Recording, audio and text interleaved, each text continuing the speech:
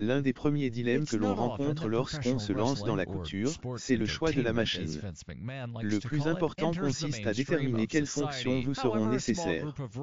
Il n'est pas utile de partir sur un modèle trop sophistiqué si vous n'êtes pas certaine que la couture vous plaira.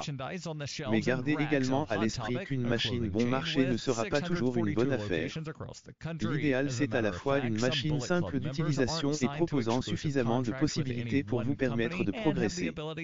Pour bien choisir sa machine à coudre, il est important de prendre en compte ses désirs créatifs et le temps que l'on souhaite y consacrer, occasionnel ou régulier, reprise, habillement, décoration, patchwork, broderie ou encore le type de tissu que l'on souhaite travailler.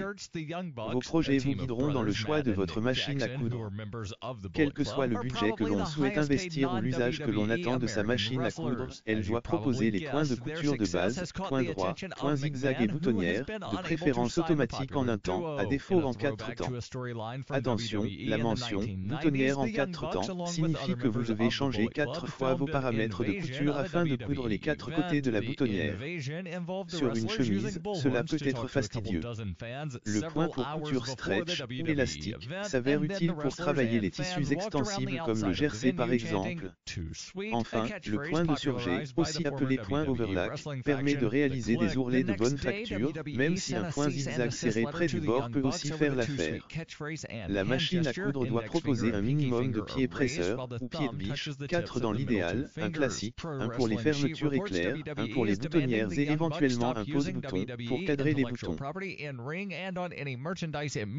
If not, they may be hit with $150,000 in damages or more. There's just one legal problem with WWE's demand. WWE does not own a trademark on the gesture or the phrase. Back in 2015, WrestlingNews.co reported that WWE was looking to trademark the hand signal that was used by members of the NWO in the late 1990s and currently being used by the Bullet Club on shows and on Bullet Club merchandise. According to a 2011 press release, North Carolina State University owns the trademark, a fact even acknowledged by the WWE. The man who popularized the gesture in the 1990s, Kevin Nash, recently said, "If